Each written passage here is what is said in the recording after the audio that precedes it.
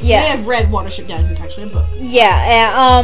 Now, in specific, at this point in time, everybody but America seemed to get the idea that adults make cartoons. So it's only right that adults should have the right to be able to watch cartoons that suit them, which is where the entire inspiration for Adult Swim and all of these, today, the adult shows that we have.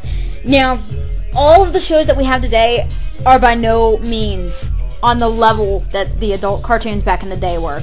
Back in the day, they treated these as very serious subjects. They were very moral-based kind of cartoons. In Feliday, it's a murder mystery story.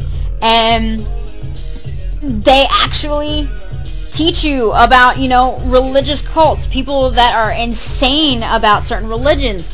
They talk about everyday kind of people that can turn into really bad serial killers, murderers. You have Watership Down, which is a survival story. Watership Down has a cult in it. It has a cult. I don't know about Plague Dogs, but I know Feliday has a cult in it. Plague Dogs is more specifically a very heavy animal rights that went the right way, where, PETA doesn't have the balls to go.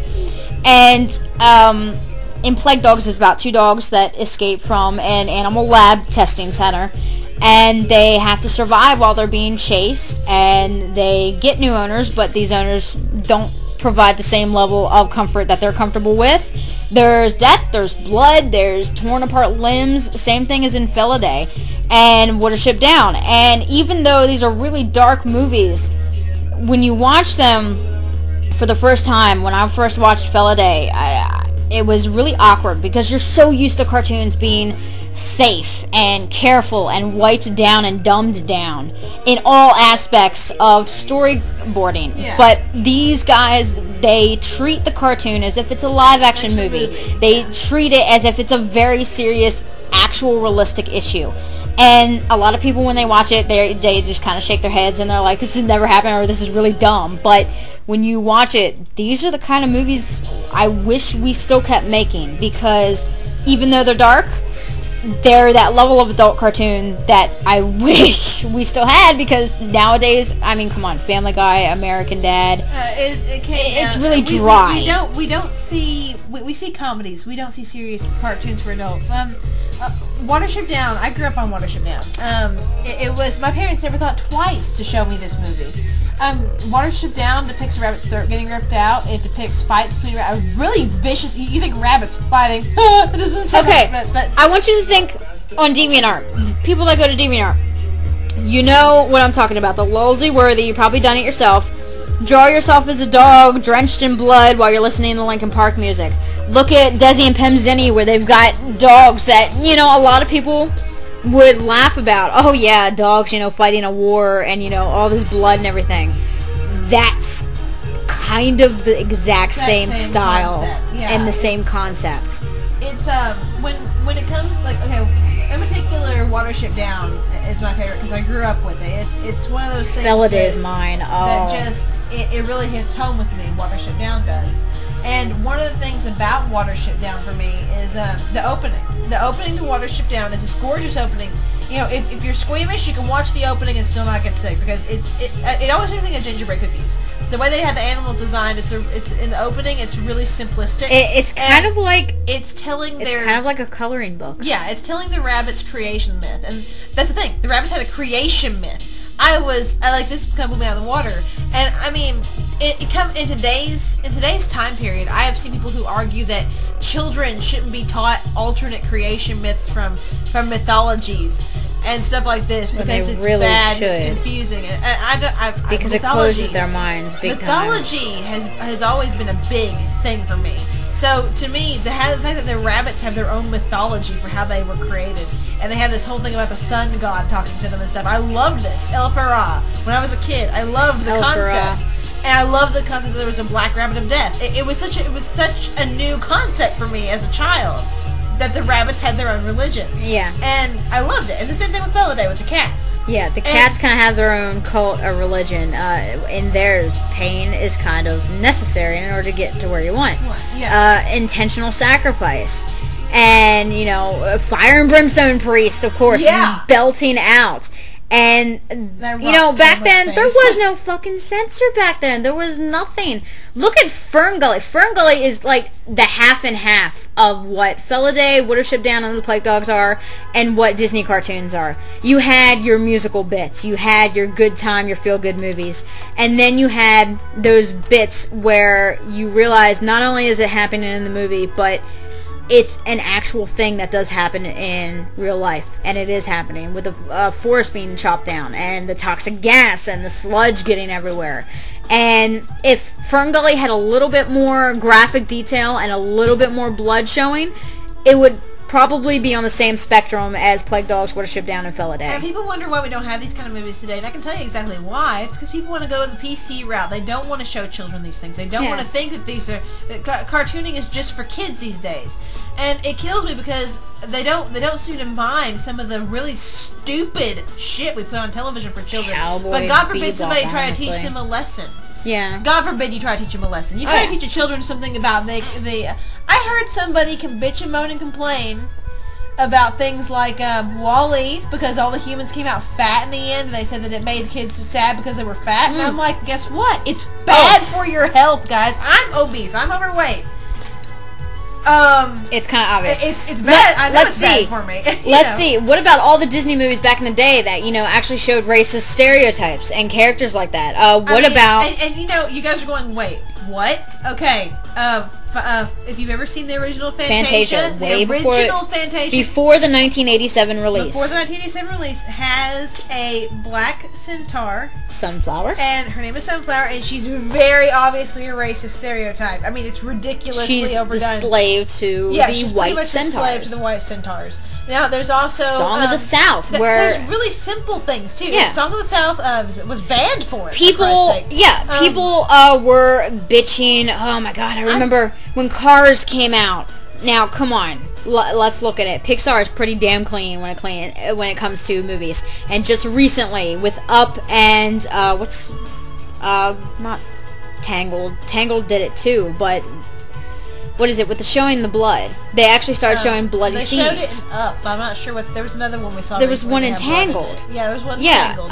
But Disney's are growing some balls now. But, with Cars, I remember reading this article where this dad tried to sue Disney for Cars because the one scene where Lightning McQueen is jumping the railroad tracks to try and catch up with Mac, or what he thinks is Mac, the dad tried to sue Disney because he's like, it's teaching kids to race a train.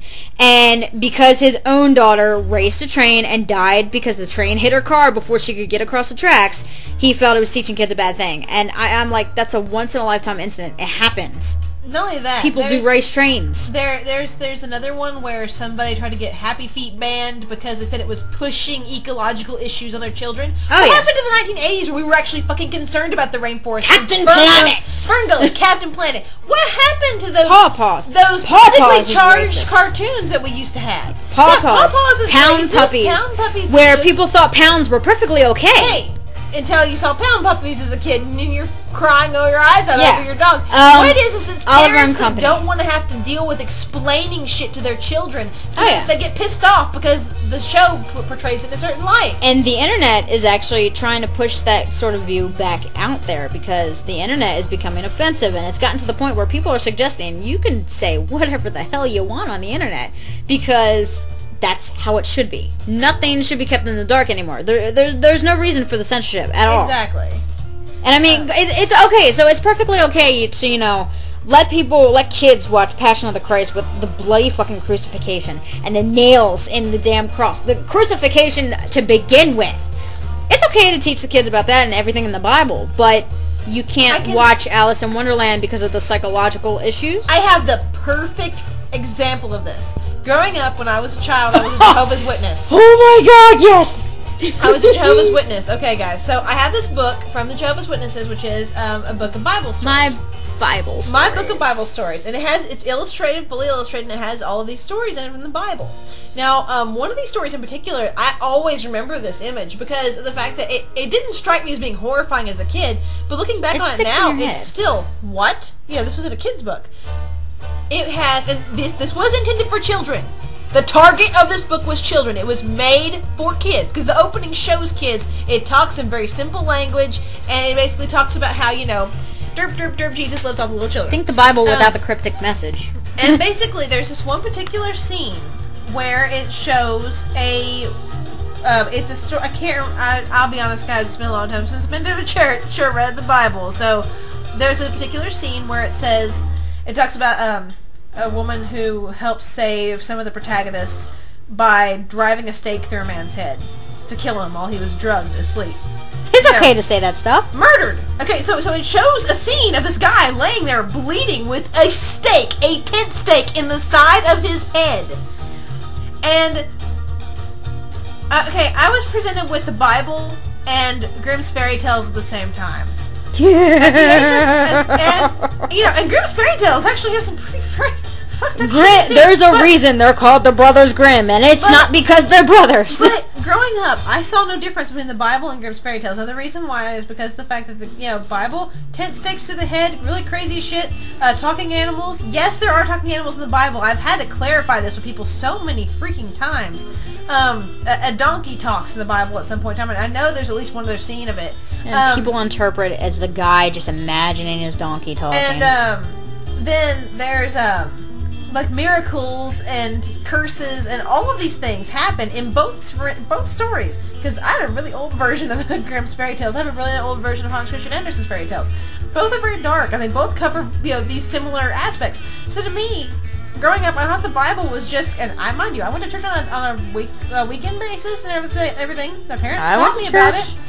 I just kind of thought it was the fairy tale that all the adults believed in.